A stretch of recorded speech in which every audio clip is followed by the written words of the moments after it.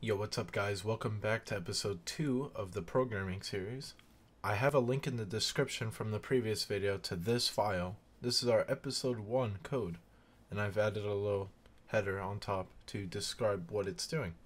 So what you want to do when you click this link is find the raw paste data, or you can click raw right here, and it'll take you to the raw text file. You can copy it, and what I want you to do is get an empty or create an empty project and then create another driver.cpp and paste it in there, and then you're going to do build and make sure it builds. Okay, so it's up to date because I already built it before. So in this video we're going to talk about naming collisions a bit more, and we're also going to create some namespaces and we're going to understand how they work. So with that being said, I'm going to go ahead and create our first namespace. We're going to do namespace, I'm going to call it test, and then we're going to open and close that, and then this is our namespace. In the namespace, we either put function prototypes or inline functions. Okay, so we don't necessarily put full functions in there.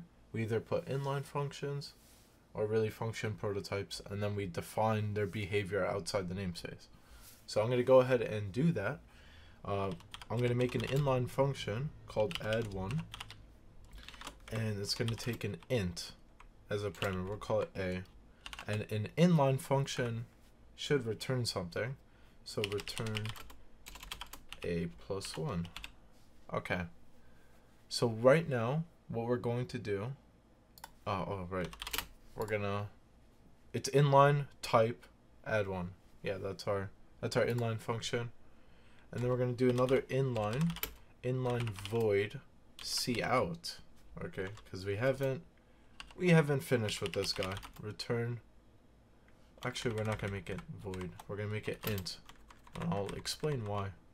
-1. Okay, so we have two inline functions. I'll describe inline functions a bit more in detail later. Okay, so I've created a function with its prototype here.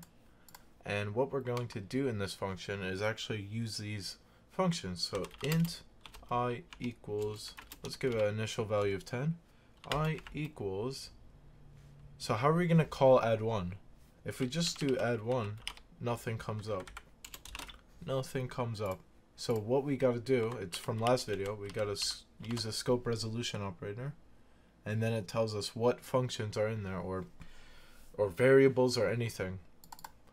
This won't be an extensive look at the namespace, but this is going to be a practical use for the namespace. And we're going to pass I into itself. So it's going to return I plus 1, because that's how we defined it. And so that should be 11. Alright guys, I also added another line. Int foo equals test, namespace, scope resolution operator, cout function, this one now. And this should be -1.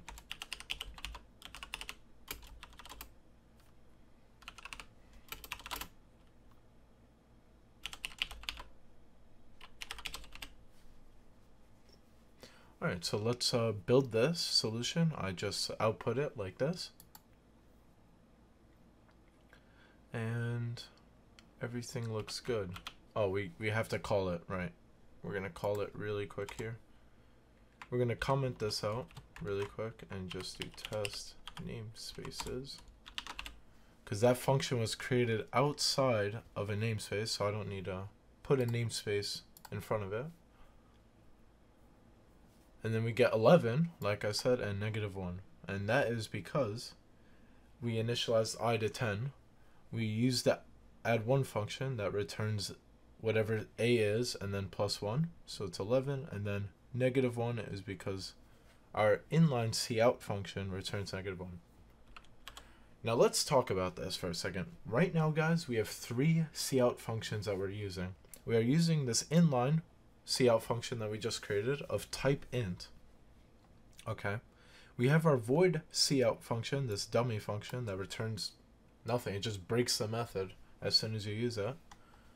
And then we have the std cout function that is type outstream. So we're able to have all of these functions work together and not prevent naming collisions. If you ever, so basically it will never decide to use this cout function in the test namespace. It will never decide on its own to use the standard. However, in the future, you ever decide to use a using statement up here, it will cause a naming collision.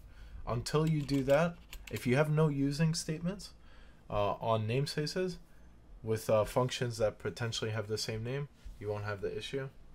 But always, this is just a habit to get you to use the scope resolution operator.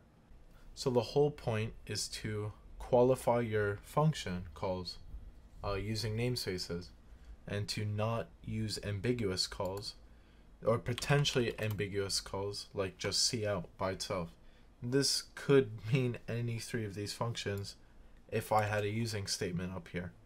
So if I did using namespace test like that, so now it's going to add these to the like our project here. Now if I do cout, well, now it's overloaded. Now this is a huge problem. It should never be overloaded by itself. And we'll see what that does. And I'm pretty sure it's going to be, yeah, more than one instance of overloaded function matches the argument list. So that's another way of also saying which one do you want to use. I don't know which one you want to use. The compiler has no idea. We have test cout and this cout, because I did the using namespace, because now I'm saying whatever's in here, you don't have to qualify anymore. So that's really what it comes down to. Alright guys, so we've created our new add1 function here. How are we going to test this one? Well, if we don't have our using statement, so we're going to call add1 just like this, add1, because this has no namespace. Remember, this has no namespace. We'll pass foo into it, and that should make it 0. So what we could do is just output it just like that. So this is going to print out the result of adding 1 to -1, because foo is -1, because foo is equal to the cout function that we defined to return -1. This is really, really important. If we know a namespace has a function, let's say add1, the name is add1, and we create a function with the same name outside of a namespace, for example, right here, this is outside the namespace, I need a function prototype for it.